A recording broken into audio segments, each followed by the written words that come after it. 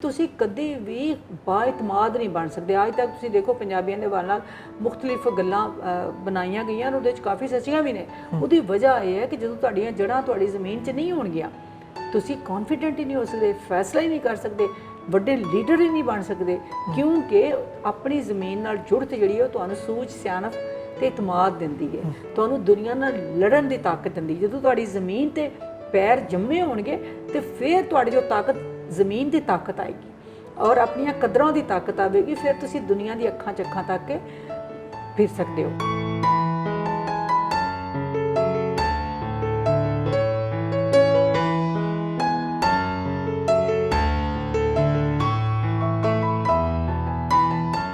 ਸਤਿ ਸ਼੍ਰੀ ਅਕਾਲ, ਨਮਸਕਾਰ ਤੇ अस्सलाम वालेकुम। मैं ਤੁਹਾਡਾ ਮੇਜ਼ਬਾਨ ਨਾਸਿਰ ਅਲੀ ਤੇ ਤੁਸੀਂ ਵੇਖ ਰਹੇ ਹੋ ਇੰਡੋਜ਼ ਟੀਵੀ ਆਸਟ੍ਰੇਲੀਆ।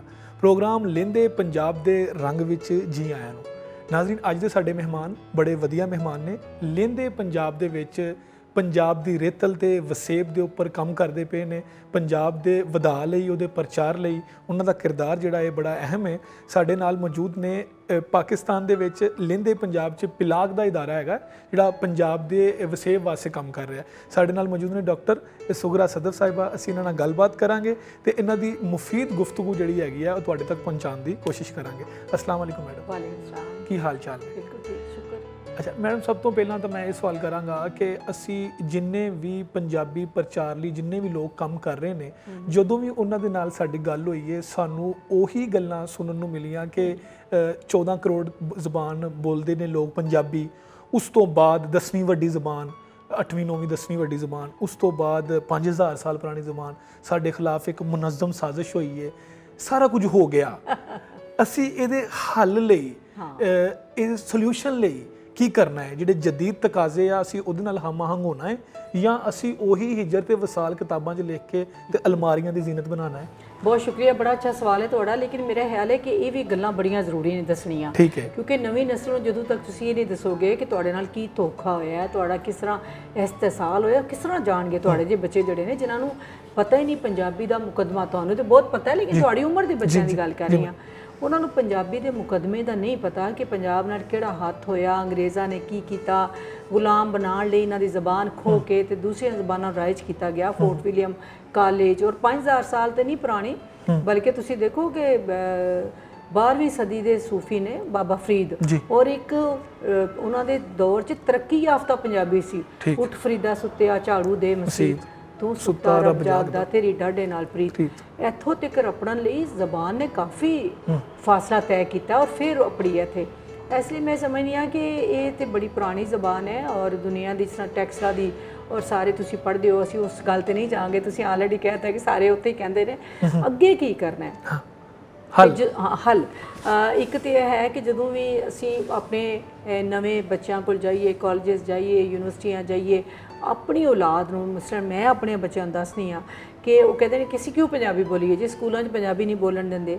ਫਿਰ ਮੈਂ ਉਹਨਾਂ ਨੂੰ ਦੱਸਦੀ ਹਾਂ ਕਿ ਪੰਜਾਬੀ ਇੱਕ ਕੌਮ ਨੇ ਔਰ ਜਦੋਂ ਪਾਕਿਸਤਾਨ ਬਣਿਆ ਤੇ ਇੱਥੇ ਇਹ ਕੌਮਾਂ ਮੌਜੂਦ ਸਨ। ਇਹਨਾਂ ਨੇ ਰਲ ਕੇ ਪਾਕਿਸਤਾਨ ਬਣਾਉਣ ਦਾ ਫੈਸਲਾ ਕੀਤਾ। ਪਾਕਿਸਤਾਨ ਨੇ ਕੌਮਾਂ ਨੂੰ ਨਹੀਂ ਬਣਾਇਆ। 1000 ਸਾਲ ਤੋਂ ਪੰਜਾਬ ਦੀ ਹਜ਼ਾਰਾਂ ਸਦੀਆਂ ਨੇ, ਬਲਕਿ ਤੁਸੀਂ ਹਜ਼ਾਰਾਂ ਸਾਲ ਦੀ ਵੀ ਨਹੀਂ ਸੀ ਕਹਿ ਸਕਦੇ। ਤੇ ਇਹ ਤੇ ਜਦੋਂ ਦੀ ਮਾਲੂਮ ਤਾਰੀਖ ਹੈ ਉਦੋਂ ਦੇ ਤੁਹਾਡੇ ਕੋਲ ਟੈਕਸਟਾਂ ਦੀ ਹਵਾਲੇ ਨਾਲ ਗੱਲਾਂ ਨੇ, ਬਾਕੀ ਵੀ।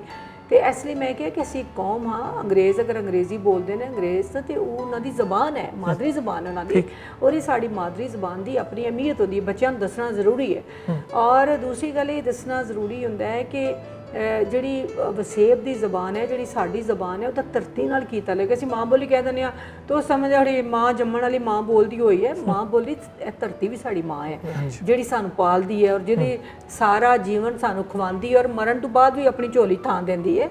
ਤੇ ਇਸ ਲਈ ਧਰਤੀ ਦੀ ਆਪਣੀ ਬੋਲੀ ਨਾਲ ਜਿਹੜੀ ਜੁੜਤ ਹੈ, ਜਿਹੜੇ ਸਾਡੇ ਬੂਟੇ ਨੇ, ਰੁੱਖ ਨੇ, ਇਹਨਾਂ ਦੀ ਸਾਡੇ ਨਾਲ ਇੱਕ ਸਾਂਝ ਹੈ। ਸਾਡੀ ਪੂਰੀ ਫਿਜ਼ਾ ਦੀ ਤੁਸੀਂ ਦੇਖੋ ਨਾ, ਅਸੀਂ ਇੱਥੇ ਕਿਤਨੇ ਖੁਸ਼ ਹਾਂ। ਬੜਾ ਸਾਨੂੰ ਮਸਲਾ ਨਹੀਂ, ਮਸਲੇ 600 ਹੋਣ ਪਰ ਨਹੀਂ ਮਸਲੇ ਫੀਲ ਹੁੰਦੇ। ਸਾਨੂੰ ਕਿਸੇ ਮੁਲਕ ਜਾਣਾ ਪਏ ਤਾਂ ਅਸੀਂ ਹਰ ਵੇਲੇ ਹਿਜਰ ਸਿਆਪਾ ਕਰਦੇ ਰਹਿੰਦੇ ਹਾਂ। ਇਸ ਲਈ ਕੋਈ ਮਿੱਟੀ ਦੀ ਖਿੱਚ ਹੁੰਦੀ ਹੈ। ਸਾਡੇ ਜਿਹੜੇ ਇਹ ਬੂਟੇ ਨੇ, ਇਹਨਾਂ ਦੀ ਕੁਫਤੇ ਮਦਾਫਤ ਸਾਡੇ ਵਜੂਦ ਨਾਲ ਜੁੜੀ ਹੋਈ ਹੈ। ਰੱਬ ਨੇ ਜਿੱਥੇ ਜਿਹਨੂੰ ਪੈਦਾ ਕੀਤਾ ਉਸ ਮਾਹੌਲ ਦੇ ਨਾਲ ਉਹਦੇ ਵਜੂਦ 'ਚ ਸਾਰੀਆਂ ਚੀਜ਼ਾਂ ਰੱਖੀਆਂ, ਜ਼ਬਾਨ ਵੀ ਰੱਖੀ। ਤੁਸੀਂ ਦੇਖੋ ਜ਼ਬਾਨ ਦੀ ਅਹਿਮੀਅਤ ਸਾਨੂੰ ਕੁਰਾਨ ਪਾਕ ਤੋਂ ਵੀ ਨਜ਼ਰ ਆਉਂਦੀ ਹੈ। ਠੀਕ ਹੈ, ਅਰਬੀ ਮਾਦਰੀ ਜ਼ੁਬਾਨ ਸੀ ਅਰਬਾਂ ਦੀ, ਬਾਕੀ ਵੀ ਇਲਹਾਮੀ ਕਿਤਾਬਾਂ ਦੇਖੋ। ਹੁਣ ਅਸੀਂ ਤੁਹਾਡੀ ਗੱਲ ਤੇ ਆ ਗਏ ਕਿ ਇਹਦਾ ਹੱਲ ਕੀ ਹੈ। ਇਹਦਾ ਹੱਲ ਜਿਹੜਾ ਇਹਨੂੰ ਬੜਾ ਆਸਾਨ ਵੀ ਹੈ ਤੇ ਮੁਸ਼ਕਿਲ ਵੀ ਹੈ, ਇਸ ਲਈ ਕਿ ਅਗਰ ਅਸੀਂ ਆਪਣੇ ਹਰ ਬੰਦਾ ਪੰਜਾਬੀ ਜਿਹੜਾ ਹੈ ਉਹ ਸੋਚਣਾ ਸਮਝ ਲਏ, ਜਿਸ ਤਰ੍ਹਾਂ ਤੁਸੀਂ ਪਹਿਲੇ ਗੱਲ ਕੀਤੀ, ਉਹਨੂੰ ਸਮਝਾਉਣਾ ਵੀ ਜ਼ਰੂਰੀ ਹੈ ਕਿ ਉਹ ਸਾਡੀਆਂ ਮਾਵਾਂ ਅਕਸਰ ਔਰਤਾਂ ਦੇ ਵੱਲ ਨਾਲ ਮੈਂ ਸਮਝੀ ਕਿ ਔਰਤਾਂ ਨੇ ਜ਼ਿਆਦਾ ਨੁਕਸਾਨ ਪਹੁੰਚਾਇਆ ਪੰਜਾਬੀ ਨੂੰ, ਮਾਵਾਂ ਨੇ, ਠੀਕ ਹੈ, ਕਿ ਜਿਹੜੀਆਂ ਥੋੜੀਆਂ ਜਿਹੀਆਂ ਪੜੀਆਂ ਨੇ ਨਾ, ਘੱਟ ਪੜੀਆਂ ਮਾਵਾਂ ਸਾਡੀਆਂ, ਜਿਹੜੀਆਂ ਸਾਡੀ ਤੇ ਮਾਂ ਬਹੁਤ ਵੱਡੀ ਮਾਂ ਹੈ ਕਿਉਂਕਿ ਉਹਨੇ ਸਾਡੇ ਨਾਲ ਪੰਜਾਬੀ ਬੋਲੀ ਔਰ ਹੁਣ ਵੀ ਬੋਲਦੀ ਹੈ, ਲੇਕਿਨ ਜਿਹੜੀਆਂ ਪੰਜਾਬ ਦੀਆਂ ਘੱਟ ਪੜੀਆਂ ਲਿਖੀਆਂ ਕੁੜੀਆਂ ਨੇ, ਉਹਨਾਂ ਨੇ ਬੱਚਿਆਂ ਨੂੰ ਰੱਖ ਚਪੇੜ ਮਾਰਦੀਆਂ ਨੇ ਕਿ ਤੂੰ ਪੰਜਾਬੀ ਕਿਉਂ ਬੋਲਣਾ ਹੈ, ਠੀਕ ਹੈ ਨਾ, ਔਰ ਖਬਰਦਾਰ ਤੋਂ ਪੰਜਾਬੀ ਬੋਲੀ। ਮੈਂ ਸੁਣੀਆਂ ਨੇ ਗੱਲਾਂ, ਉਹਨਾਂ ਨੇ ਜ਼ਿਆਦਾ ਨੁਕਸਾਨ ਪਹੁੰਚਾਇਆ ਹੈ ਜਿਨ੍ਹਾਂ ਨੂੰ ਸ਼ਊਰ ਨਹੀਂ ਹੈ ਕਿ ਸਾਡੀ ਜ਼ਬਾਨ ਕਿੱਡੀ ਵੱਡੀ ਹੈ। ਅਗਰ ਅਸੀਂ ਪੰਜਾਬੀ ਬੋਲਣੀ ਸ਼ੁਰੂ ਕਰੀ, ਜਿਸ ਤਰ੍ਹਾਂ ਸਿੰਧ 'ਚ, ਜਿਸ ਤਰ੍ਹਾਂ KPK 'ਚ, ਬਲੋਚਿਸਤਾਨ 'ਚ, ਮੈਨੂੰ ਜਾਣ ਦਾ ਬੜੀ ਵਾਰੀ ਇਤਫਾਕ ਹੋਇਆ, ਮੈਂ ਦੇਖਿਆ ਉਹਦੇ ਬਿਊਰੋਕਰੇਟ ਹੋਣ, ਸਿਆਸਤਦਾਨ ਹੋਣ, ਹਰ ਬੰਦਾ ਆਪਣੇ ਬੱਚੇ ਨਾਲ ਮਾਦਰੀ ਜ਼ਬਾਨ 'ਚ ਗੱਲ ਕਰਦਾ ਹੈ। ਈਵਨ ਅਸੀਂ ਜਦੋਂ ਇਕੱਠੇ ਬੈਠੇ ਹਾਂ ਤੇ ਮੈਂ ਇਕੱਲੀ ਬੈਠੀ ਹਾਂ ਔਰ ਸਾਰੇ ਪਸ਼ਤੋ ਬੋਲ ਰਹੇ ਨੇ, ਠੀਕ ਹੈ, ਔਰ ਮੈਂ ਉਹਨਾਂ ਨੇ ਨਹੀਂ ਫੀਲ ਕੀਤਾ ਕਿ ਉਹਨਾਂ ਨੇ ਜ਼ਾਹਿਰ ਉਹ ਆਪਸ ਜਦੋਂ ਬੋਲਦੇ ਸੀ ਤਾਂ ਉਹੀ ਜ਼ੁਬਾਨ ਬੋਲਦੇ ਸੀ। ਅਸੀਂ ਵੀ ਅਗਰ ਸਭ ਤੋਂ ਪਹਿਲਾਂ ਤੇ ਬੋਲਣਾ ਸ਼ੁਰੂ ਕਰ ਦਈਏ, ਜਦੋਂ ਤੱਕ ਅਸੀਂ ਖੁਦ ਨਹੀਂ ਬੋਲਾਂਗੇ ਅਸੀਂ ਇਹ ਨਹੀਂ ਕਹਿ ਸਕਾਂਗੇ ਕਿ ਸਰਕਾਰ ਐ ਕਰੇ, ਸਰਕਾਰ ਉਹ ਕਰੇ। ਪਹਿਲਾਂ ਔਨ ਕਰੀਏ, ਖੁਦ ਔਨ ਕਰੀਏ, ਫਿਰ ਸਰਕਾਰ ਨੂੰ ਕਹੀਏ ਕਿ ਸਾਡੇ ਸਕੂਲਾਂ 'ਚ ਲਾਓ। ਮੇਰੀ ਸ਼ਫਕਤ ਸਾਹਿਬ ਨਾਲ ਗੱਲ ਹੋ ਰਹੀ ਸੀ, ਸ਼ਫਕਤ ਮਹਿਮੂਦ ਸਾਹਿਬ ਨਾਲ, ਉਹ ਵੀ ਬੜੇ ਕੰਸਰਨ ਹੈ ਕਿ ਪੰਜਾਬੀ ਜ਼ਬਾਨ ਲਈ ਕੁਝ ਕੀਤਾ ਜਾਏ, ਲੇਕਿਨ ਉਹਨਾਂ ਨੇ ਕਿਹਾ ਸੁਗਰਾ ਅਸੀਂ ਕੀ ਕਰੀਏ, ਵਾਲਦੈਨ ਤਿਆਰ ਹੀ ਨਹੀਂ ਬੱਚਿਆਂ ਨੂੰ ਪੜ੍ਹਾਉਣ ਲਈ। ਬਹੁਤ ਸਾਰੇ ਵਾਲਦੈਨ ਹੁਣ ਵੀ ਜਦੋਂ ਅਸੀਂ ਗੱਲ ਕਰਨੇ ਆ ਕਹਿੰਦੇ ਤੁਸੀਂ ਕੀ ਕਰ ਰਹੇ ਹੋ ਜੀ, ਤੁਸੀਂ ਹੁਣ ਦੁਨੀਆ ਨੂੰ ਪਿੱਛੇ ਲੈ ਕੇ ਜਾਣਾ ਚਾਹੁੰਦੇ ਹੋ, ਅਸੀਂ ਬੱਚੇ ਸਾਡੇ ਹੁਣ ਨਵੇਂ ਅੰਗਰੇਜ਼ੀ ਬੋਲਦੇ ਨੇ, ਇਹ ਕਰਦੇ ਨੇ, ਉਹ ਕਰਦੇ ਨੇ, ਤੁਸੀਂ ਕੀ ਚਾਹੁੰਦੇ ਹੋ। ਇਸ ਲਈ ਮੈਂ ਸਮਝਦੀ ਹਾਂ ਕਿ ਇਹ ਸ਼ਊਰ ਹੋਣਾ ਬੜਾ ਜ਼ਰੂਰੀ ਹੈ। ਬੋਲਣੀ ਸ਼ੁਰੂ ਕਰੋ, ਫਿਰ ਅਸੀਂ ਸਰਕਾਰ ਕੋਲੋਂ ਮੰਗ ਕਰੀਏ ਕਿ ਪੰਜਾਬੀ ਨੂੰ, ਮੈਂ ਤੇ ਇਹ ਵੀ ਲਿਖ ਕੇ ਭੇਜਿਆ ਸੀ ਔਰ ਮੈਂ ਆਪਣੇ ਕਈ ਇੰਟਰਵਿਊ 'ਚ ਗੱਲ ਕੀਤੀ ਹੈ ਕਿ ਅਗਰ ਅਸੀਂ ਵੱਖਰਾ ਮਜ਼ਮੂਨ ਨਹੀਂ ਫੌਰਨ ਤੋਂ ਸ਼ੁਰੂ ਕਰ ਸਕਦੇ ਤੇ ਕਮ ਅਜ਼ ਕਮ ਜਿਹੜਾ ਸਾਡਾ ਉਰਦੂ ਦੀ ਕਿਤਾਬ ਉਹਦਾ ਅੱਧਾ ਹਿੱਸਾ ਪੰਜਾਬੀ ਕਰ ਦਈਏ, ਠੀਕ ਹੈ ਨਾ, ਔਰ ਬਾਕੀ ਸੂਬਿਆਂ 'ਚ ਵੀ ਫਿਰ ਇਹਨੂੰ ਕੌਮੀ ਜ਼ਬਾਨ ਦਾ ਦਰਜਾ ਦਿਓ, ਨਾ ਸਿਰਫ ਪੰਜਾਬੀ ਨੂੰ, ਬਾਕੀ ਮਾਦਰੀ ਜ਼ਬਾਨਾਂ ਨੂੰ, ਕਿਉਂਕਿ ਸਾਡੀਆਂ ਕੌਮੀ ਜ਼ਬਾਨਾਂ ਨੇ ਔਰ ਉਰਦੂ ਸਾਡੀ ਰਾਬਤੇ ਦੀ ਜ਼ਬਾਨ ਹੈ, ਠੀਕ ਹੈ ਨਾ। ਤੇ ਇਸ ਲਈ ਮੈਂ ਸਮਝਦੀ ਹਾਂ ਕਿ ਇਹਦੇ ਲਈ ਘਰ ਤੋਂ ਆਗਾਜ਼ ਕਰਨਾ ਪਏਗਾ ਸਾਨੂੰ। ਔਰ ਅਗਰ ਅਸੀਂ ਚੰਦ ਲੋਕ ਜਿਹੜੇ ਪੰਜਾਬੀ ਐਕਟੀਵਿਸਟ ਆ ਆਪਸ 'ਚ ਪੰਜਾਬੀ ਖੇਡਦੇ ਰਵਾਂਗੇ, ਤੁਹਾਡੇ ਜੇ ਬੱਚਿਆਂ ਨੂੰ ਨਹੀਂ ਅਸੀਂ ਨੇੜੇ ਟੁੱਕਣ ਦਿਆਂਗੇ ਕਿ ਨਹੀਂ ਜੀ ਇਹ ਤੇ ਉਹ ਤੇ ਉਰਦੂ ਦਾ ਬੰਦਾ ਫਲਾਣਾ। ਮੈਂ ਜਦੋਂ ਇੱਥੇ ਆਈ ਹਾਂ ਨਾਸਿਰ, ਤੇ ਮੈਂ ਬਹੁਤ ਸਾਰੇ ਮੇਰੇ ਦੋਸਤ ਅਹਿਬਾਬ ਸਨ, ਕੋਈ ਅੰਗਰੇਜ਼ੀ ਲਿਖਣ ਵਾਲਾ, ਕੋਈ ਉਰਦੂ ਲਿਖਣ ਵਾਲਾ, ਉਹਨਾਂ ਨੇ ਮੈਂ ਕਿਹਾ ਕਿ ਤੁਸੀਂ ਪੰਜਾਬੀ ਨਾ ਅਸੀਂ ਮਹਿਦੂਦ ਨਹੀਂ ਹੋਣਾ ਚਾਹੁੰਦੇ। ਹੁਣ ਉਹਨਾਂ ਦੀਆਂ ਪੰਜਾਬੀ 'ਚ ਕਿਤਾਬਾਂ ਨੇ, ਠੀਕ ਹੈ, ਯਾਨੀ ਤਰੀਕੇ ਨਾਲ ਅਸੀਂ ਆਪਣੇ ਅਮਲ ਨਾਲ ਉਹਨਾਂ ਨੂੰ ਇਸ ਪਾਸੇ ਰਾਗਬ ਕੀਤਾ। ਤੇ ਇਸ ਲਈ ਮੈਂ ਸਮਝਦੀ ਹਾਂ ਕਿ ਇਹਦੇ 'ਚ ਸਾਨੂੰ ਸਾਰੇ ਜਿਹੜੇ ਪੰਜਾਬੀ ਦਾ ਸ਼ਊਰ ਰੱਖਣ ਵਾਲੇ ਲੋਕ ਨੇ, ਐਕਟਿਵਿਸਟ ਨੇ, ਉਹਨਾਂ ਨੂੰ ਇੱਕ ਜਹਾਦ ਕਰਨਾ ਪਏਗਾ, ਲੋਕਾਂ ਨੂੰ ਕਹਿਣਾ ਪਏਗਾ। ਤੁਹਾਡੇ ਜੇ ਨਵੇਂ ਬੱਚੇ ਵੀ ਮਾਸ਼ਾਅੱਲਾ ਬੜੇ ਕੰਮ ਕਰ ਰਹੇ ਨੇ, ਤਾਂ ਇਹਨਾਂ ਨੂੰ ਦੇਖ ਕੇ ਮੈਂ ਬਿਲਕੁਲ ਮਾਯੂਸ ਨਹੀਂ ਹੁੰਦੀ ਕਿ ਮੈਂ ਕਹਿੰਦੀ ਹਾਂ ਕਿ ਅਗਰ ਨਵੀਂ ਨਸਲ ਸਾਡੀ ਟੁਰ ਰਹੀ ਹੈ, ਫਿਰ ਪੰਜਾਬੀ 'ਚ ਏਡੀ ਤਾਕਤ ਹੈ। ਮਿਊਜ਼ਿਕ ਨੇ ਬੜਾ ਬਚਾਇਆ ਸਾਨੂੰ। ਹੁਣ ਵੀ ਤੁਸੀਂ ਦੇਖੋ ਕਿ ਜਿਹੜੇ ਬੱਚੇ ਬਿਲਕੁਲ ਪੰਜਾਬੀ ਨਹੀਂ ਬੋਲਦੇ, ਉਹ ਪੰਜਾਬੀ ਗਾਣਾ ਗਾ ਲੈਂਦੇ ਨੇ ਔਰ ਗਾਣਾ ਸੁਣਦੇ ਵੀ ਨੇ। ਤੁਸੀਂ ਦੇਖੋ ਨਾ, ਕਿਸੇ ਵੀ ਗੁਲੂਕਾਰ ਦਾ ਗਾਣਾ ਰਿਲੀਜ਼ ਹੁੰਦਾ ਤੇ ਕਰੋੜਾਂ 'ਚ ਸੁਣਿਆ ਜਾਂਦਾ, ਤੇ ਕੌਣ ਸੁਣਦਾ? ਕਿ ਬੁੱਢੇ ਬੰਦੇ ਤੇ ਨਹੀਂ ਸੁਣ ਰਹੇ ਨਾ, YouTube ਤੇ ਤੁਸੀਂ ਤੁਹਾਡੇ ਤੇ ਯੰਗ ਬੱਚਿਆਂ ਜੇ ਕਰ ਰਹੇ ਨੇ ਨਾ। ਇਸ ਲਈ ਮੈਂ ਸਮਝਦੀ ਹਾਂ ਕਿ ਪੰਜਾਬੀ ਜ਼ਬਾਨ ਨੂੰ ਸੁਣਿਆ ਜਾ ਰਿਹਾ ਹੈ, ਬੋਲਿਆ ਜਾ ਰਿਹਾ ਹੈ, ਸਮਝਿਆ ਜਾ ਰਿਹਾ ਹੈ। ਬੋਲ ਭਾਵੇਂ ਘੱਟ ਰਹੇ ਨੇ, ਲਿਖ ਘੱਟ ਰਹੇ ਨੇ, ਲੇਕਿਨ ਸਮਝਿਆ ਜ਼ਰੂਰ ਜਾ ਰਿਹਾ, ਮੁਹੱਬਤ ਜ਼ਰੂਰ ਕੀਤੀ ਜਾ ਰਹੀ ਹੈ। ਬਸ ਥੋੜਾ ਜਿਹਾ ਅਸੀਂ ਅਗਰ ਕੋਸ਼ਿਸ਼ ਕਰਾਂਗੇ ਤੇ ਅੱਲਾ ਕਰੇਗਾ, ਹੋਰ ਕਰਮ ਹੋਏਗਾ। ਅੱਛਾ ਮੈਡਮ, ਕਿਤਾਬਾਂ ਦੇ ਵਿੱਚ ਜਿੰਨੀ ਪੰਜਾਬੀ ਮੌਜੂਦ ਹੈ ਉਸ ਤੋਂ ਜ਼ਿਆਦਾ ਬਾਹਰ ਹੈ, ਬੋਲੀ ਜਾਂਦੀ ਹੈ ਲੋਕਾਂ ਦੇ ਵਿੱਚ। ਮੈਂ ਕਹਿਣਾ ਇਹ ਚਾਹ ਰਿਹਾ ਕਿ ਅਗਰ ਅਸੀਂ ਜਦੀਦ ਤਕਾਜ਼ੇ ਜਿਹੜੇ ਹੈਗੇ ਨੇ, ਅਸੀਂ ਅਗਰ ਉਹਦੇ ਨਾਲ ਜੁੜਤ ਕਰੀਏ, ਉਹਦੇ ਨਾਲ ਜੁੜੀਏ ਅਸੀਂ, ਮੈਂ ਤੁਹਾਡੇ ਕੋਲ ਨੁਸਖਾ ਲੈਣਾ ਚਾਹ ਰਿਹਾ ਕਿ ਕਿਆ ਇਹ ਜ਼ਰੂਰੀ ਨਹੀਂ ਹੈਗਾ ਕਿ ਅਸੀਂ ਕੁਰਾਨਿਕ ਫਿਲਾਸਫੀ ਦੇ ਨਾਲ ਕਿ ਮੌਮਿਨ ਆਪਣੇ ਅਸਰ ਕੇ ਸਾਥ ਹਮਾਹੰਗ ਹੋਤਾ ਹੈ, ਅਸੀਂ ਉਸ ਚੀਜ਼ਾਂ ਦੇ ਨਾਲ ਜੁੜਦੇ ਹੋਏ ਦੀ ਕੋਸ਼ਿਸ਼ ਕਰੀਏ ਕਿ ਨੌਜਵਾਨ ਨਸਲ ਚਾਹੁੰਦੀ ਕੀ ਹੈ। ਨੌਜਵਾਨ ਨਸਲ ਜਿਹੜੀ ਹੈ ਉਹ 69% ਤੇ ਜਿਹੜੀ ਮੋਬਾਈਲ ਅਡਿਕਟ ਹੈਗੀ ਹੈ, ਉਹ ਮੋਬਾਈਲ ਤੇ ਸ਼ਾਰਟ ਫਿਲਮਸ ਦੇਖਦੀ ਹੈਗੀ ਹੈ, ਉਹ ਮੋਬਾਈਲ ਤੇ ਵੀਡੀਓਜ਼ ਦੇਖਦੀ ਹੈਗੀ ਹੈ। ਤੁਸੀਂ ਨਹੀਂ ਸਮਝਦੇ ਕਿ ਜਿਹੜੇ ਕਮ ਅਜ਼ ਕਮ ਜਿਹੜੇ ਸਾਡੇ ਪੰਜਾਬੀ ਹੀਰੋਜ਼ ਹੈਗੇ ਨੇ, ਉਹਨਾਂ ਦੇ ਉੱਪਰ ਛੋਟੀ ਛੋਟੀ ਬਾਇਓਪਿਕ ਬਣੇ, ਜਿਸ ਤਰ੍ਹਾਂ ਰਾਏ ਅਹਿਮਦ ਖਾਨ ਖਰਲ ਹੈ, ਦੁੱਲਾ ਭੱਟੀ ਹੈ, ਭਗਤ ਸਿੰਘ ਹੈ, ਜਬਰੂ ਹੈ, ਇਹ ਜਿਹੜੇ ਜਿੰਨੇ ਵੀ ਲੋਕ ਹੈਗੇ ਨੇ, ਤੁਸੀਂ ਸਮਝਦੇ ਹੋ ਕਿ ਮੌਜੂਦਾ ਤਨਾਜ਼ਰ ਦੇ ਵਿੱਚ ਅਸੀਂ ਇਹਨਾਂ ਦੇ ਉੱਪਰ ਲੋਕਾਂ ਨੂੰ ਸ਼ਊਰ ਦੇਣ ਵਾਸਤੇ, ਨੌਜਵਾਨ ਨਸਲ ਨੂੰ ਸਮਝਾਂਗੇ ਬਈ ਇਹ ਸਾਡੇ ਹੀਰੋ ਸੀ। ਮੁਹੰਮਦ ਬਿਨ ਕਾਸਿਮ, ਮਹਿਮੂਦ ਗਜ਼ਨਵੀ ਵੀ ਤੁਹਾਨੂੰ ਗਲਤ ਮਤਾਲਿਆ ਪਾਕਿਸਤਾਨ ਪੜ੍ਹਾਈ ਹੈ, ਇਹ ਸਾਡੇ ਹੀਰੋ ਨੇ। ਦੱਸੋ ਕਿ ਇਹਦੇ ਵਾਸਤੇ ਸਾਨੂੰ ਕੀ ਕਰਨਾ ਚਾਹੀਦਾ? मेरे ख्याल ਤੁਹਾਡੇ ਸਵਾਲ 'ਚ ਜਵਾਬ ਵੀ ਹੈ ਔਰ ਬੜਾ ਅੱਛਾ ਤੁਹਾਡਾ ਸਵਾਲ ਹੈ, ਬਹੁਤ ਬਿਲਕੁਲ ਰੈਲੀਵੈਂਟ ਹੈ, ਇਸ ਲਈ ਕਿ ਸਾਡੀ ਨੌਜਵਾਨ ਨਸਲ ਤੁਸੀਂ ਜਿਹਨੂੰ ਦੇਖੋਗੇ ਨੂੰ ਇੰਜ ਹੀ ਹੈ, ਠੀਕ ਹੈ, ਮੋਬਾਈਲ ਤੇ ਉਹਦੇ ਕੋਈ ਖੂਬੀਆਂ ਵੀ ਨੇ, ਹਾਮੀਆਂ ਵੀ ਹੋ ਸਕਦੀਆਂ ਨੇ, ਲੇਕਿਨ ਬਹਿਰਹਾਲ ਕੰਪਿਊਟਰ, ਲੈਪਟਾਪ ਔਰ ਮੋਬਾਈਲ ਉਹਦੀ ਐਕਸੈਸ 'ਚ ਹੈ ਔਰ ਪੂਰੀ ਦੁਨੀਆ ਨਾਲ ਜੁੜਿਆ ਹੈ। ਹੁਣ ਤੁਹਾਨੂੰ ਕਿਤਾਬ ਪੜ੍ਹਨ ਨਾਲ ਜਦੋਂ ਗੁਰ ਕਵਾਂਗੇ ਕਿ ਉਹ ਪੜ੍ਹੇ ਤੇ ਸ਼ਾਇਦ ਉਹਦੇ ਲਈ ਉਹ ਮੁਸ਼ਕਲ ਹੋਵੇਗਾ ਕਿਤਾਬ ਪੜ੍ਹਨਾ, ठीक है, और लफ्ज़ां तिकर पहचान करना सारा, लेकिन वो सुन सकता है, यानी वो लेटा हुआ भी सुन सकता है, गड्डी चलांदे भी सुन सकता है और ਉਹਦੇ ਲਈ ਉਹਨੂੰ ਖਾਸ ਵੇਲਾ ਕੱਢਣ ਦੀ ਲੋੜ ਵੀ ਨਹੀਂ ਹੈ। ਤੇ ਬੜੀ ਅੱਛੀ ਤੁਸੀਂ ਸਲਾਹ ਦਿੱਤੀ, ਅਸੀਂ ਆਪ ਵੀ ਐਸੇ ਕੰਮ ਤੇ ਲੱਗੇ ਹੋਏ ਆ ਕਿ ਅਸੀਂ ਇੱਕ ਪਿਲਾਗ ਲੋਕ ਸਟੂਡੀਓ ਬਣਾਇਆ ਜਿੱਥੇ ਅਸੀਂ ਆਡੀਓ ਵੀਡੀਓ ਸਾਡਾ ਰਿਕਾਰਡ ਵੀ ਅਸੀਂ ਕਰਨੇ ਆ, ਗਾਣੇ ਵੀ ਰਿਕਾਰਡ ਕਰਨੇ ਆ, ਦਾਸਤਾਨਾਂ ਅਸੀਂ ਇਸ ਵੇਲੇ ਜਿਤਨੀਆਂ ਵੀ ਪੰਜਾਬ ਦੀਆਂ ਦਾਸਤਾਨਾਂ ਨੇ, ਸਿਰਫ ਰੁਮਾਨੀ ਨਹੀਂ ਬਲਕਿ ਦੁੱਲਾ ਪੱਟੀ ਔਰ ਇਹ ਸਾਰੀਆਂ ਦਾਸਤਾਨਾਂ ਜਿਹੜੀਆਂ ਨੇ ਉਹ ਅਸੀਂ ਰਿਕਾਰਡ ਕਰਾ ਰਹੇ ਹਾਂ। ਬਿਲਕੁਲ ਇੱਕ ਕਿਸਮ ਦੀ ਸ਼ਾਰਟ ਫਿਲਮ ਹੀ ਹੈ ਉਹ, ਮੈਨੇ 1.5 ਘੰਟੇ ਦੀ ਐਡੀ ਸ਼ਾਰਟ ਵੀ ਨਹੀਂ ਹੈ ਤੇ 1.5 ਘੰਟੇ ਦੀ ਫਿਲਮ ਹੈ, ਉਹ ਅਸੀਂ ਇਨਸ਼ਾਅੱਲਾ ਉੱਥੇ ਅਪਲੋਡ ਕਰਾਂਗੇ। ਔਰ ਬਾਕੀ ਅਸੀਂ ਜਿਤਨੀਆਂ ਵੀ ਪੰਜਾਬ ਦੀਆਂ ਰਸਮਾਂ, ਜਿਹੜਾ ਉਹ ਪੰਜਾਬ ਦਾ ਫੋਕ ਹੈ, ਉਹਨੂੰ ਰਿਕਾਰਡ ਕਰ ਰਹੇ ਹਾਂ ਤਾਂ ਜੋ ਉਹਨਾਂ ਤੱਕ ਰਪੜੇ ਕਿ ਕਿੱਡਾ ਸਾਡਾ ਇੱਕ ਰਿਚ ਕਲਚਰ ਹੈ, ਅਸੀਂ ਕਿੱਡੇ ਵਾਰਸ ਆ ਵੱਡੀ ਤਹਿਜ਼ੀਬ ਦੇ, ਤੇ ਬੱਚੇ ਜਿਹੜੇ ਨੇ ਆਪਣੇ ਆਪ ਤੇ ਫਖਰ ਮਹਿਸੂਸ ਕਰਨੇ ਨਾ ਕਿ ਝਕਦੇ ਰਹਿਣਗੇ ਅਸੀਂ ਤੇ ਕੋਈ ਹੋਰੇ ਆਮ ਜਿਹੇ ਬੰਦੇ ਆ, ਅਸੀਂ ਆਮ ਨਹੀਂ, ਬੜੇ ਖਾਸ ਲੋਕ ਆ ਪੰਜਾਬੀ। ਤੇ ਉਹ ਮੈਂ ਸਮਝਦੀ ਹਾਂ ਕਿ ਇਹ ਤੁਸੀਂ ਬੜਾ ਅੱਛਾ ਗੱਲ ਕੀਤੀ ਹੈ ਔਰ ਇਹਦੇ ਤੇ ਫਿਲਹਾਲ ਆਲਰੇਡੀ ਕੰਮ ਵੀ ਕਰ ਰਿਹਾ ਔਰ ਬਾਕੀ ਵੀ ਤਨਜ਼ੀਮਾਂ ਜਿਹੜੀਆਂ ਨੇ, ਇਦਾਰੇ ਨੇ, ਉਹ ਵੀ ਆਪਣਾ ਆਪਣਾ ਕੰਮ ਕਰ ਰਹੇ ਨੇ, ਕਿਉਂਕਿ ਸਾਰਿਆਂ ਨੂੰ ਇਹ ਸ਼ਊਰ ਆ ਚੁੱਕਿਆ ਕਿ ਅਸੀਂ ਜਦੋਂ ਤੱਕ ਨਵੀਂ ਨਸਲ ਤੱਕ ਆਪਣੀ ਗੱਲ ਲੈ ਕੇ ਨਹੀਂ ਅਪਣਾਂਗੇ ਕੰਮ ਨਹੀਂ ਟੁਰੇਗਾ। ਤੁਸੀਂ ਦੇਖੋ, ਅਗਰ ਮੈਂ ਪਹਿਲੇ ਵੀ ਗੱਲ ਕੀਤੀ, ਆਪਸ 'ਚ ਖੇਡਦੇ ਰਵਾਂਗੇ, ਸ਼ਾਇਰ ਅਦੀਬ ਕੇ ਕਹਾਣੀ ਲਿਖ ਲਈ, ਗਜ਼ਲ ਲਿਖ ਲਈ, ਕੀ ਫਾਇਦਾ? ਮਤਲਬ ਉਹ ਇੱਕ ਅਸੀਂ ਜ਼ਾਤੀ ਇਜ਼ਹਾਰ ਕਰਤਾ ਨਾ, ਠੀਕ ਹੈ, ਅਗਰ ਉਹ ਗਾਈ ਗਈ ਹੈ ਤਾਂ ਕਿਤਨੇ ਲੋਕਾਂ ਤੱਕ ਰਪੜੀ ਹੈ, ਠੀਕ ਹੈ, ਕਿਉਂਕਿ ਨਵੀਂ ਨਸਲ ਨੂੰ ਤੁਸੀਂ ਅਟਰੈਕਟ ਕਰਨਾ, ਤੁਸੀਂ ਥੋੜਾ ਡਿਫਰੈਂਟ ਤਰੀਕੇ ਨਾਲ ਕਰੋ, ਜਾਂ ਤੁਸੀਂ ਸਿਰਫ ਇੱਕ ਚੀਜ਼ ਲੈ ਕੇ ਮੁਤਮਿਨ ਨਾ ਹੋ ਜਾਓ ਕਿ ਮੈਂ ਪੰਜਾਬੀ ਲਈ ਬੜਾ ਕੁਝ ਕਰ ਲਿਆ। ਅਗਰ ਤੁਸੀਂ ਪੰਜਾਬੀ ਲਈ ਮੁਖਲਿਸ ਹੋ ਤੇ ਫਿਰ ਉਹਨਾਂ ਲੋਕਾਂ ਤੱਕ ਰਪੜਨਾ ਜ਼ਰੂਰੀ ਹੈ। ਤੇ ਨਵੀਂ ਨਸਲ ਤੋਂ ਬਗੈਰ ਅਸੀਂ ਬਿਲਕੁਲ ਨਹੀਂ ਟੁਰ ਸਕਦੇ। ਸਾਡੀ ਤੇ ਜਿਹੜੀ ਨਸਲ ਦੇ ਲੋਕ ਨੇ ਅਗਲੇ 10-12 ਸਾਲ ਕੰਮ ਕਰਨਗੇ ਤੇ ਫਿਰ ਇੱਕ ਖਲਾ ਆ ਜਾਏਗਾ ਬਹੁਤ। ਇਸ ਲਈ ਸਾਨੂੰ ਆਪਣੀ ਤੁਹਾਡੇ ਜਿਹੇ ਬੱਚਿਆਂ ਨੂੰ ਤਿਆਰ ਕਰਕੇ ਤੇ ਉਹਨਾਂ ਨੂੰ ਅੱਗੇ ਲੈ ਕੇ ਟੁਰਨਾ ਪਏਗਾ। ਅੱਛਾ ਮੈਡਮ, ਤਕਰੀਬਨ 16-17 ਸਾਲ ਤੋਂ ਤੁਸੀਂ ਇਹ ਜਿਹੜਾ ਪਿਲਾਗ ਦਾ ਇਦਾਰਾ ਹੈਗਾ ਕੰਮ ਕਰ ਰਿਹਾ, ਤੁਸੀਂ ਜਦੋਂ ਦੇ ਤੁਸੀਂ ਆਏ ਹੋ ਇਹ ਕਾਫੀ ਜ਼ਿਆਦਾ ਫਾਲ ਹੋਇਆ ਹੈ, ਬਹੁਤ ਜ਼ਿਆਦਾ ਇੱਥੇ ਕੰਮ ਵੀ ਹੋ ਰਹੇ ਹੈਗੇ ਨੇ। ਹੁਣ ਤੁਸੀਂ ਇਹ ਸਮਝਦੇ ਹੋ ਕਿ ਅਸੀਂ ਜਿਹੜਾ ਹੈਗਾ ਉਹ ਇਸ ਟਾਈਮ ਜਿਹੜਾ ਵੇਲਾ ਪਰਫੈਕਟ ਹੈਗਾ ਕਿ ਅਸੀਂ ਜਿਹੜਾ ਲੋਕਾਂ ਨੂੰ ਉਹ ਜਿਹੜਾ ਹੈਗਾ ਅਲਾਰਮਿੰਗ ਸਿਚੁਏਸ਼ਨ ਦਈਏ ਕਿ ਬਈ ਹੁਣ ਸਾਨੂੰ ਜਿਹੜਾ ਹੈਗਾ ਇਹਦੇ ਲਈ ਆਵਾਜ਼ ਬੁਲੰਦ ਕਰਨੀ ਚਾਹੀਦੀ ਹੈਗੀ ਹੈ। ਜਨਾਬ ਸਿਰਫ 3% ਬੋਲਣ ਵਾਲਿਆਂ ਦੀ ਜ਼ੁਬਾਨ ਨੂੰ ਅਸੀਂ ਕੌਮੀ ਜ਼ੁਬਾਨ ਕਰਾ ਦਿੱਤਾ ਹੈਗਾ। ਜ਼ੁਬਾਨ ਕੋਈ ਵੀ ਬੁਰੀ ਨਹੀਂ ਹੈਗੀ, ਲੇਕਿਨ ਜਦੋਂ ਉਹ ਜਦੀਦ ਅਲੂਮ ਦੀ ਗੱਲ ਹੁੰਦੀ ਹੈਗੀ ਕਿ ਉਹ ਜਨਾਬ ਉਹ ਬੱਚਾ ਕਹਿੰਦਾ ਕਿ ਸਾਰਾ ਅਲੂਮ ਤੇ ਅੰਗਰੇਜ਼ੀ ਦੀ ਪਿਆ ਹੈ, ਮੈਂ ਇਹਨੂੰ ਕਿਉਂ ਪੜ੍ਹਾਂ? ਜਦੋਂ ਕਹਿੰਦਾ ਕਿ ਮੈਂ MA ਪੰਜਾਬੀ ਕਰਕੇ ਤੇ ਮੈਂ ਕਿੱਧਰ ਜਾਵਾਂ, ਮੈਂ ਕਰ ਤੇ ਲਿਆ ਹੈ, ਰੋਜ਼ਗਾਰ ਨਾਲ ਜੁੜਿਆ ਹੀ ਨਹੀਂ ਹੈਗਾ, ਮੈਂ ਕਰ ਤੇ ਲਿਆ, ਮੈਂ ਕੀ ਕਰਾਂ? ਅਸੀਂ ਕਿਸ ਤਰ੍ਹਾਂ ਬਾਵਰ ਕਰਵਾਉਣਾ ਬੱਚਿਆਂ ਨੂੰ? ਮੇਰੇ ਕੋਲ ਰੋਜ਼ਗਾਰ ਨਾਲ ਪੰਜਾਬੀ ਨੂੰ ਜੋੜਨਾ ਹੈ ਕਿ ਅਸੀਂ ਅਗਰ ਸਕੂਲਾਂ 'ਚ ਪੰਜਾਬੀ ਨਾਫਜ਼ ਕਰ ਦਈਏ, ਇਸ ਸਮੇਂ ਪਹਿਲਾਂ ਕਿਹਾ ਕਿ ਲਾਜ਼ਮੀ ਮਜ਼ਮੂਨ ਹੋ ਜਾਏ ਤਾਂ ਬਹੁਤ ਸਾਰੇ ਲੋਕਾਂ ਨੂੰ ਨੌਕਰੀ ਲੱਗ ਸਕਦੀ ਹੈ ਉੱਥੇ। ਫਿਰ ਦੂਸਰੀ ਗੱਲ ਇਹ ਹੈ ਕਿ ਅਗਰ ਤੁਸੀਂ ਕਹਿੰਦੇ ਹੋ ਕਿ ਕੌਮੀ ਜ਼ਬਾਨ, ਜਿਸ ਤਰ੍ਹਾਂ ਮੈਂ ਪਹਿਲਾਂ ਵੀ ਕਿਹਾ ਕਿ ਅਸੀਂ ਇਤਨੇ ਫੀਸਦ ਜ਼ਬਾਨ ਨੂੰ ਕੌਮੀ ਦਾ ਦਰਜਾ ਦਿੱਤਾ ਹੈ, ਔਰ ਇਹਦੇ ਤੁਸੀਂ ਦੇਖੋ ਬੰਗਲਾਦੇਸ਼ ਔਰ ਕਾਫੀ ਮਸਲੇ ਨੇ ਜ਼ਬਾਨਾਂ ਦੀ ਵਜ੍ਹਾ ਤੋਂ ਕਿਹੜੇ ਵੱਖਰੇ ਬਖੇੜੇ ਪਏ ਨੇ ਇਸ ਮੁਲਕ ਨੇ ਤੱਕੇ ਨੇ। ਹੁਣ ਉਹਦੇ ਤੋਂ ਨਿਕਲਣ ਦੀ ਲੋੜ ਹੈ ਔਰ ਆਪਣੀ ਜਿਹੜੀ ਹੈ ਨਾ ਡਾਇਰੈਕਸ਼ਨ ਉਹ ਸਹੀ ਕਰਨ ਦੀ ਲੋੜ ਹੈ। ਕੋਈ ਗੱਲ ਨਹੀਂ, ਭੁੱਲ ਘੱਟ ਹੋ ਜਾਂਦੀ ਹੈ, ਸਾਡੇ ਕੋਲ ਭੁੱਲਾਂ ਹੋਈਆਂ, ਸਾਡੇ ਵੱਡਿਆਂ ਕੋਲ ਹੋਈਆਂ ਕਿ ਜ਼ਬਾਨ ਦੇ ਵੱਲ ਉਹ ਕੰਮ ਨਹੀਂ ਕੀਤੇ ਜਿਹੜੇ ਕਰਨੇ ਚਾਹੀਦੇ ਸੀ, ਲੇਕਿਨ ਅੱਜ ਹੀ ਅਸੀਂ ਆਪਣੇ ਰਾਹ ਸਿੱਧਾ ਕਰ ਲਈਏ ਤੇ ਕਾਫੀ ਬਿਹਤਰੀ ਆ ਸਕਦੀ ਹੈ। ਤੇ ਮੈਂ ਸਮਝਦੀ ਹਾਂ ਕਿ ਸਾਨੂੰ ਇਸ ਵੇਲੇ ਜ਼ਰੂਰ ਮੰਗ ਕਰਨੀ ਚਾਹੀਦੀ ਹੈ। ਅਸੀਂ ਸਰਕਾਰੀ ਇਦਾਰੇ ਦੀ ਹੈਡ ਦੇ ਹੋਣ ਦੇ ਵੱਲ ਨਾਲ ਅਸੀਂ ਹਮੇਸ਼ਾ ਸਰਕਾਰ ਨੂੰ ਚਿੱਠੀਆਂ ਲਿਖਦੇ ਰਹਿੰਦੇ ਹਾਂ ਔਰ ਸਾਡੀ ਚਿੱਠੀਆਂ ਦੀ ਪਜ਼ੀਰਾਈ ਵੀ ਹੁੰਦੀ ਹੈ। ਅਸੀਂ ਆਪਣੇ ਸੈਕਟਰੀ ਸਾਹਿਬ ਦੇ ਥਰੂ CM ਸਾਹਿਬ ਨੂੰ ਔਰ ਅੱਗੇ ਵੀ ਪ੍ਰਾਈਮ ਮਿਨਿਸਟਰ ਸਾਹਿਬ ਨੂੰ ਅਸੀਂ ਆਪਣਾ ਭੇਜਦੇ ਰਹਿੰਦੇ ਹਾਂ ਕਿ ਇਹ ਨਾ ਸਿਰਫ ਪੰਜਾਬੀ ਦੀ ਅਸੀਂ ਗੱਲ ਕਰਨੇ ਆ ਬਲਕਿ ਪਾਕਿਸਤਾਨ ਦੀਆਂ ਤਮਾਮ ਮਾਦਰੀ ਜ਼ਬਾਨਾਂ ਦੀ ਗੱਲ ਕਰਨੇ ਆ ਕਿ ਉਹਨਾਂ ਦਾ ਹੱਕ ਦਿੱਤਾ ਜਾਏ, ਉਹਨਾਂ ਨੂੰ ਕੌਮੀ ਜ਼ਬਾਨ ਤਸਲੀਮ ਕੀਤਾ ਜਾਏ।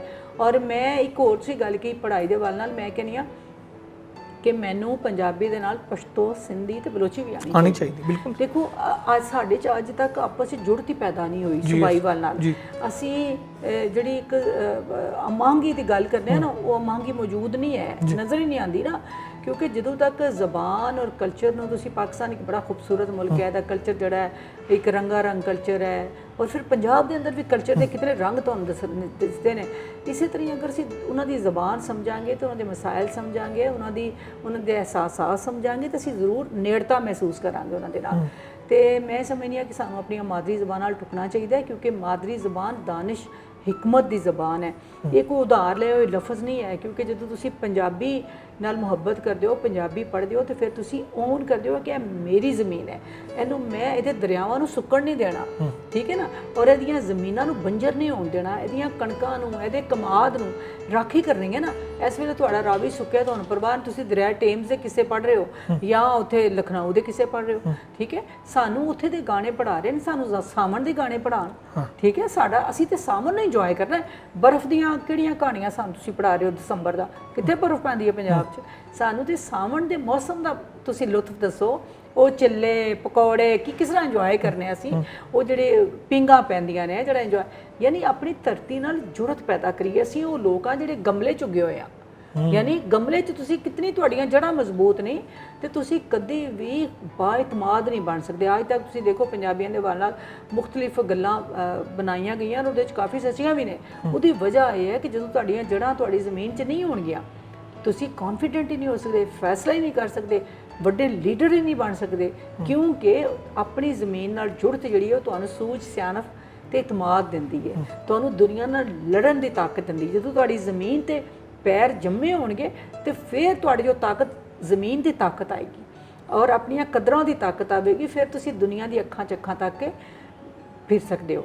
ਅਸੀਂ ਤੇ ਉਹ ਨਾ ਕਿ ਖਲਾ 'ਚ ਉੱਡ ਰਹੇ ਹਾਂ, ਕਦੇ ਤਿੰਨਕੇ ਵਾਰ ਇੱਧਰ ਉੱਡ ਗਏ, ਕਦੇ ਇੱਧਰ ਉੱਡ ਗਏ, ਕਦੇ ਕਿਸੇ ਨੇ ਕੋਈ ਕਿਸੇ ਗੱਲ ਦੇ ਪਿੱਛੇ ਲਾਇਆ ਉੱਧਰ ਟੁਰ ਪਏ। ਯਾਨੀ ਜਦੋਂ ਤੱਕ ਤੁਹਾਨੂੰ ਇਹ ਹੀ ਨਹੀਂ ਪਤਾ ਅਸੀਂ ਹੈ ਕੌਣ ਆ, ਸਾਡੇ ਮਸਾਇਲ ਕੀ ਨੇ, ਇਹ ਬੜਾ ਜ਼ਰੂਰੀ ਹੈ। ਔਰ ਉਹ ਤਾਂ ਹੀ ਪਤਾ ਲੱਗਣਾ ਜਦੋਂ ਤੁਸੀਂ ਆਪਣੀ ਜ਼ਬਾਨ ਨਾਲ ਜੁੜਨਾ ਹੈ, ਆਪਣੇ ਦਰਖਤਾਂ ਦੀ ਗੱਲ ਸੁਣਨੀ ਹੈ, ਆਪਣੀ ਜ਼ਮੀਨ ਦੀ ਗੱਲ ਸੁਣਨੀ ਹੈ, ਆਪਣੇ ਮੌਸਮਾਂ ਦੀ ਗੱਲ ਸੁਣਨੀ ਹੈ, ਫਿਰ ਤੁਹਾਡੇ ਤੇ ਸਾਰੀਆਂ ਗੱਲਾਂ ਖੁੱਲਣਗੀਆਂ। ਮੈਮ ਥੋੜਾ ਜਿਹਾ ਤੁਸੀਂ ਜਿਹੜਾ ਹੈਗਾ ਨਾ ਉਹਦਾ ਓਵਰਵਿਊ ਦੇ ਦਿਓ ਕਿ ਹੁਣ ਤੱਕ ਪਿਲਾਕ 'ਚ ਕੀ ਹੋ ਰਿਹਾ ਹੈ ਤੇ ਇਹਦੇ ਅੱਗੇ ਜਿਹੜੇ ਮੁਸਤਕਬਲ ਜਿਹੜੇ ਪਲਾਨਸ ਕੀ ਨੇ। बहुत शुक्रिया। पिलाक तो पता है कि कोई एडा पुराना इदारा नहीं है, 10 15 20 साल ਜਿਹੜੇ ਕੋਈ ਇਦਾਰਿਆਂ ਦੀ ਹਿਸਟਰੀ 'ਚ ਵੱਡਾ ਟਾਈਮ ਨਹੀਂ ਹੁੰਦਾ, ਲੇਕਿਨ ਇਸ ਦੇ ਬਾਵਜੂਦ ਪਿਲਾਕ ਨੇ ਬੜੇ ਵੱਡੇ ਕੰਮ ਕੀਤੇ ਨੇ। ਔਰ ਅਸੀਂ ਹਾਲ ਹੀ 'ਚ ਇੱਕ ਡਿਕਸ਼ਨਰੀ ਬਣਾਈ ਹੈ 7 ਜਿਲਦਾਂ ਦੀ, ਜਿਹੜੀ ਕਿ ਦੋਵਾਂ ਪੰਜਾਬਾਂ 'ਚ ਸਭ ਤੋਂ ਵੱਡੀ ਡਿਕਸ਼ਨਰੀ ਹੈ। ਔਰ ਉਹਦੇ ਵਿੱਚ ਇਹ ਕਿ ਜਿਤਨੀਆਂ ਵੀ ਮੌਜੂਦ ਡਿਕਸ਼ਨਰੀਆਂ ਸਨ, ਉਹ ਭਾਵੇਂ ਸ਼ਾਹਮੁਖੀ ਸਨ, ਗੁਰਮੁਖੀ ਸਨ, ਅਰਬੀ, ਉਰਦੂ, ਔਰ ਫਿਰ ਪੰਜਾਬ 'ਚ ਮੁxtਲਿਫ ਇਲਾਕਿਆਂ 'ਚ ਯਾਨੀ ਮੁਲਤਾਨ 'ਚ ਕੋਈ ਤਿਆਰ ਹੋਈ ਹੈ, ਚੰਗ 'ਚ ਹੋਈ ਹੈ, ਕਿਧਰੇ ਵੀ ਹੋਈ ਹੈ, ਮੁxtਲਿਫ ਲਹਿਜੇ ਜਿਹੜੇ ਨੇ ਜਿਸ ਤਰ੍ਹਾਂ ਜੰਗਵੀ ਹੈ ਜਾਂ ਬਾਕੀ, ਉਹ ਵੀ ਸਾਰੀਆਂ ਅਸੀਂ ਡਿਕਸ਼ਨਰੀਆਂ ਕੰਸਲਟ ਕੀਤੀਆਂ। ਹਰਫ ਇਜਾਦ ਤੇ ਨਹੀਂ ਕਰ ਰਿਹਾ ਨਾ ਕੋਈ ਬੰਦਾ, ਹਰਫ ਤੇ ਪਏ ਹੋਏ ਨੇ, ਲਫ਼ਜ਼ ਪਏ ਹੋਏ ਨੇ, ਅੱਖਰ ਪਏ, ਉਹਨਾਂ ਨਾਲ ਚੁੱਕ ਕੇ ਇਕੱਠਿਆਂ ਕਰਨਾ ਹੈ। ਔਰ ਉਹ ਕਿਤੇ ਫਿਰ ਜਿਹੜੀ ਨਵੀਂ ਲਫ਼ਜ਼ਾਲੀ ਹੈ ਸਾਡੀ, ਮਸਲ ਤੁਹਾਡੇ ਫੈਸਲਾਬਾਦ ਦੇ ਸਾਡੇ ਬਹੁਤ ਹੀ ਵੱਡੇ ਸ਼ਾਇਰ ਔਰ ਦਾਨਿਸ਼ਵਰ ਔਰ ਅਫਜ਼ਲ ਹਸਨ ਰੰਧਾਵਾ ਸਾਹਿਬ, ਇਹੋ ਜਿਹੇ ਲੋਕਾਂ ਦੀਆਂ ਕਿਤਾਬਾਂ ਅਸੀਂ ਲਈਆਂ, ਉਹਨਾਂ 'ਚ ਨਵੇਂ ਲਫ਼ਜ਼ ਜਿਹੜੇ ਉਹਨਾਂ ਨੇ ਵਰਤੇ ਨੇ ਉਹਨਾਂ ਨੂੰ ਸ਼ਾਮਿਲ ਕੀਤਾ ਔਰ ਇਹ 7 ਜਿਲਦਾਂ ਦੀ ਬੜੀ ਵੱਡੀ ਸੀ ਡਿਕਸ਼ਨਰੀ ਬਣਾਈ ਹੈ। ਫਿਰ ਇਸੇ ਤਰ੍ਹਾਂ ਹੀ ਮੈਂ ਜਿਹੜੀ ਜ਼ਾਤੀ ਤੌਰ ਤੇ 2000 ਚੀਜ਼ਾਂ ਸ਼ੁਰੂ ਕੀਤੀਆਂ ਸੀ, ਉਹ ਇੱਕ ਉਹ ਤਰਲਾ ਕਿ ਲੋਕ ਔਨਰ ਫੀਲ ਕਰਨ ਬੀਇੰਗ ਏ ਪੰਜਾਬੀ, ਕਿ ਅਸੀਂ ਇੱਕ ਵੱਡੀ ਕੌਮ ਹਾਂ, ਇੱਕ ਵੱਡੀ ਕੌਮ ਇਹ ਨਹੀਂ ਕਿ ਆਬਾਦੀ 'ਚ ਜ਼ਿਆਦਾ ਹੈ ਬਲਕਿ ਵਿਰਸੇ ਦੇ ਵਾਲੇ ਨਾਲ ਆਪਣੇ। ਤੇ ਅਸੀਂ ਪ੍ਰਾਈਡ ਆਫ ਪੰਜਾਬ ਅਵਾਰਡ ਦਾ ਇੱਕ ਕੀਤਾ। ਪਹਿਲੇ ਅਸੀਂ ਆਪਣੇ ਇੱਕ ਵਾਹਿਦ ਹਾਲ ਹੈ ਸਾਡੇ ਕੋਲ 230 ਸੀਟਾਂ ਦਾ, ਉਹਦੀ ਆਮਦਨੀ ਨਾਲ ਅਸੀਂ ਸ਼ੁਰੂ ਕੀਤਾ, 1 ਲੱਖ ਰੁਪਇਆ ਨਾਲ ਦਿੰਦੇ ਸਾਂ। ਔਰ ਹਰ ਸਾਲ ਉਹ ਮੇਲਾ ਚਿਰਾਗਾਂ ਦੇ ਔਰ ਕਿਸੇ ਵਾਲੇ ਨਾਲ ਅਸੀਂ ਜਦੋਂ ਇਹਨਾਂ ਦਾ ਬਾਬਾ ਗੁਰੂ ਨਾਨਕ ਦਾ ਹੁੰਦਾ ਸੀ ਜਨਮ ਦਿਨ, ਉਹਦੇ ਵੀ ਦਿੱਤੇ ਨੇ ਅਸੀਂ 3-4 ਰਾਏ ਨਾਸਰ ਸਾਹਿਬ ਨੂੰ ਦਿੱਤਾ, ਇਕਬਾਲ ਕੈਸਰ ਸਾਹਿਬ ਨੂੰ ਦਿੱਤਾ, ਇਸ ਤਰ੍ਹਾਂ ਮੁxtਲਿਫ ਇਸੇ ਤਰ੍ਹਾਂ ਸ਼ਾਹ ਹੁਸੈਨ ਦੇ ਵੱਲ ਨਾਲ ਮੁxtਲਿਫ ਅਵਾਰਡ ਸੀ ਸ਼ੁਰੂ ਕੀਤੇ। ਉਹਦਾ ਵੀ ਇਹ ਸੀ ਤਰਲਾ ਹੀ ਸੀ ਕਿ ਲੋਕ ਔਨਰ ਫੀਲ ਕਰਨ। ਫਿਰ ਸਾਨੂੰ ਸਰਕਾਰ ਨੇ 2 ਸਾਲ ਉਹਦੇ ਪੈਸੇ ਤੇ 3-3 ਲੱਖ ਰੁਪਇਆ 10-10 ਸ਼ੋਬਿਆਂ 'ਚ, ਇਹਦੇ 'ਚ ਫਿਲਮ ਹੈ, ਮਿਊਜ਼ਿਕ ਹੈ, ਮੁxtਲਿਫ ਨੇ, ਸ਼ਾਇਰੀ, ਸਾਰਾ ਕੁਝ ਉਹ ਅਸੀਂ ਕਰਦੇ ਰਹੇ। ਕਿਤਾਬਾਂ ਦੇ 2 ਸਾਲ ਇਨਾਮ ਦਿੱਤੇ ਨੇ। ਉਹ ਕਿ ਸਕੀਮ ਨਹੀਂ ਚੱਲੀ, ਲੇਕਿਨ ਅਸੀਂ ਦੁਬਾਰਾ ਕੋਸ਼ਿਸ਼ ਕਰ ਰਹੇ ਹਾਂ ਕਿ ਦੁਬਾਰਾ ਉਹਨੂੰ ਤੋਰੀਏ ਸਕੀਮ ਨੂੰ, ਕਿ ਬੈਸਟ ਜਿਹੜੀ ਕਿਤਾਬਾਂ ਨੇ ਉਹਨਾਂ 'ਤੇ ਇਨਾਮ ਦਿੱਤਾ ਜਾਏ ਪੰਜਾਬੀ 'ਚ ਲਿਖੀਆਂ ਹੋਈਆਂ। ਔਰ ਇਸ ਤੋਂ ਇਲਾਵਾ ਫਿਰ ਅਸੀਂ ਆਰਟ ਗੈਲਰੀ ਹੈ, ਉਹਦੀ ਪੂਰੀ ਪੈਨਲਿੰਗ ਅਸੀਂ ਕਰਾਈ ਹੈ। ਮਾਸ਼ਾਅੱਲਾ ਉੱਥੇ ਅਸੀਂ ਇਸ ਵੇਲੇ ਵੀ ਨੁਮਾਇਸ਼ ਇੱਕ ਲੱਗਣ ਲਈ ਤਿਆਰ ਹੈ। ਰੇਡੀਓ FM 95 ਹੈ, ਉਹਨੂੰ ਅਸੀਂ ਅਪਗ੍ਰੇਡ ਕੀਤਾ ਲਾਹੌਰ ਵਾਲੇ ਨੂੰ। ਔਰ ਹੁਣ ਪਿੰਡੀ ਤੇ ਮੁਲਤਾਨ ਵੀ ਸਾਡਾ ਸ਼ੁਰੂ ਹੋ ਗਿਆ। ਔਰ ਇਹ ਵੀ ਮੇਰੇ ਨਾਲ ਬੜੀ ਵੱਡੀ ਕੋਸ਼ਿਸ਼ ਕਿ ਪੂਰਾ ਪੰਜਾਬ ਸਾਡਾ ਜਿਹੜਾ ਉਹ ਅਸੀਂ ਕਵਰ ਕਰ ਰਹੇ ਹਾਂ। ਲੋਕ ਸਟੂਡੀਓ ਮੈਂ ਪਹਿਲਾਂ ਤੁਹਾਨੂੰ ਦੱਸਿਆ ਕਿ ਅਸੀਂ ਲੋਕ ਸਟੂਡੀਓ ਬਣਾਇਆ, ਜਿਹੜਾ ਕਿ ਇੱਕ ਪੂਰਾ ਜਿਹੜਾ ਆਪਣਾ ਸਾਡਾ ਕਲਚਰ ਹੈ ਉਹਦੀ ਝਲਕ ਉਹਦੇ 'ਚ ਸਾਨੂੰ ਨਜ਼ਰ ਆਉਂਦੀ ਹੈ। ਸਾਡੇ ਆਪਣੇ ਸਾਜ਼, ਢੋਲ ਔਰ ਸਾਰੇ ਭੰਗੜੇ, ਸਾਰਾ ਕੁਝ ਅਸੀਂ ਕਾਫੀ ਚੀਜ਼ਾਂ ਉੱਥੇ ਰਿਲੀਜ਼ ਕੀਤੀਆਂ ਨੇ। ਰਿਕਾਰਡਿੰਗ ਹਰ ਵੇਲੇ ਹੋ ਰਹੀ ਹੁੰਦੀ ਹੈ, ਰੋਜ਼ ਕੁਝ ਨਾ ਕੁਝ ਹੋ ਰਿਹਾ ਹੁੰਦਾ ਉੱਥੇ। ਆਡੀਓ ਅਸੀਂ ਸਟੂਡੀਓ ਬਣਾਏ, ਸਾਰੇ ਅਸੀਂ ਆਪਣੀ ਮਦਦ ਆਪ ਦੇ ਤਹਿਤ ਕੀਤੇ ਨੇ, ਯਾਨੀ ਲੋਕ ਸਟੂਡੀਓ, ਪੈਨਲਿੰਗ, ਸਾਰਾ ਕੁਝ।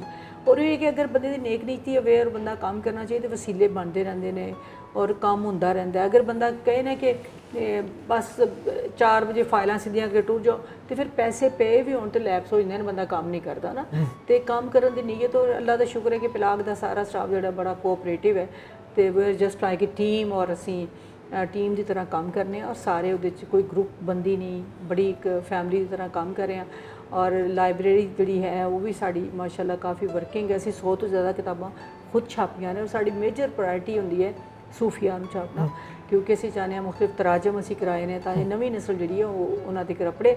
ਔਰ ਹੁਣ ਅਸੀਂ ਈ ਲਾਇਬ੍ਰੇਰੀ ਜਿਹੜੀ ਆਪਣੀ ਕਰ ਰਹੇ ਹਾਂ ਪੂਰੀ, ਪਹਿਲੇ ਪਿਲਾਕ ਦੀਆਂ ਜਿਹੜੀਆਂ ਛਪੀਆਂ ਕਿਤਾਬਾਂ ਉਹਨਾਂ 'ਤੇ ਅਸੀਂ ਕਨਵਰਟ ਕਰ ਲਿਆ। ਹੁਣ ਸਾਰੀ ਲਾਇਬ੍ਰੇਰੀ ਜਿਹੜੀ 20-25 ਹਜ਼ਾਰ ਨੇ ਉਹਨਾਂ ਨੂੰ ਈ ਲਾਇਬ੍ਰੇਰੀ ਤੁਹਾਡੇ ਜੇ ਬੱਚਿਆਂ ਤੱਕ, ਤਾਂ ਜੋ ਜਿਹੜੀ ਕਿਤਾਬ ਪੜ੍ਹਨਾ ਚਾਹਣ ਘਰ ਬਹਿ ਕੇ ਉਹਨੂੰ ਪੜ੍ਹ ਸਕਣ। ਤੇ ਫਿਰ ਕੈਫੇ ਇੱਕ ਅਸੀਂ ਬਣਾਇਆ ਕਿ ਪੰਜਾਬ ਦੇ ਦੀਪ, ਸ਼ਾਇਰ ਔਰ ਸਾਰੇ ਪੰਜਾਬੀ ਹੈ, ਨਹੀਂ ਪੰਜਾਬੀ ਇੰਟਲੈਕਚੁਅਲ ਸਾਫੀ ਕੋਈ ਵੀ ਆਣ ਕੇ ਬਵੇ, ਔਰ ਬੜੀ ਸਸਤੀ ਜੀ ਚਾਹ ਖਾਣਾ ਖਾਏ, ਔਰ ਕੋਈ ਚਾਰजेस ਨਹੀਂ, ਉੱਥੇ ਫੰਕਸ਼ਨ ਕਰੋ, ਔਰ ਸਾਰੇ ਤੁਸੀਂ ਬਸ ਲੋਕਾਂ ਨੂੰ ਫੈਸਿਲੀਟੇਟ ਕਰਨ ਦਾ ਮਕਸਦ ਸੀ। ਤੇ ਹੋਰ ਅਸੀਂ ਮਾਸ਼ਾਅੱਲਾ ਮੇਲੇ, ਪਹਿਲੀ ਵਾਰੀ ਜਿਹੜਾ ਮੇਲਾ ਚਰਾਗਾ ਹੈ ਉਹਨੂੰ ਰਿਵਾਈਵਲ ਕਰਨ ਦੀ ਕੋਸ਼ਿਸ਼ ਕੀਤੀ ਅਸੀਂ। ਹੁਣ 4-5 ਸਾਲ ਤੋਂ ਹਰ ਸਾਲ ਮੇਲਾ ਚਰਾਗਾ ਕਰਨੇ ਆ, ਔਰ ਮੇਲਾ ਬਹਾਰ ਕਰਨੇ ਆ। ਕਲਚਰਲ ਮੇਲਾ ਅਸੀਂ ਇੱਕ ਵਾਰੀ ਕੀਤਾ ਜਿਹਦੇ 'ਚ ਪਾਕਿਸਤਾਨ ਦੀ ਤਮਾਮ ਫਿਲਮ ਇੰਡਸਟਰੀ ਸਾਰੇ ਅਸੀਂ ਤਕਰੀਬਨ ਪੰਜਾਬ ਦੇ ਸਾਰੇ ਅਸੀਂ ਬੁਲਾਏ, ਔਰ ਦੂਸਰੇ ਸੂਬਿਆਂ ਤੋਂ ਇੱਕ 2 ਬੰਦਾ ਬੁਲਾਇਆ। ਇਸੇ ਤਰ੍ਹਾਂ ਹੀ ਇਹ ਜਿਹੜੇ ਹੁਣ ਬਾਬਿਆਂ ਦੇ ਜਿਤਨੇ ਵੀ ਮੇਲੇ ਹੁੰਦੇ ਨੇ ਉਹਨਾਂ ਨੂੰ ਵੀ ਕਰਨ ਦੀ ਕੋਸ਼ਿਸ਼ ਕਰਨੇ ਆ। ਤੇ ਮੇਲਾ ਅਸਲ ਤੇ ਨੇ ਕਿ ਲੋਕਾਂ ਨੂੰ ਖੁਸ਼ ਹੋਣ ਦਾ ਮੌਕਾ ਦੇਣਾ। ਸਾਡੇ 'ਚ ਕਥਾਰਸਿਸ ਕਰਨ ਦਾ ਜਿਹੜਾ ਨਾ ਉਹ ਕਥਾਰਸਿਸ ਦੀ ਬੜੀ ਲੋੜ ਹੈ।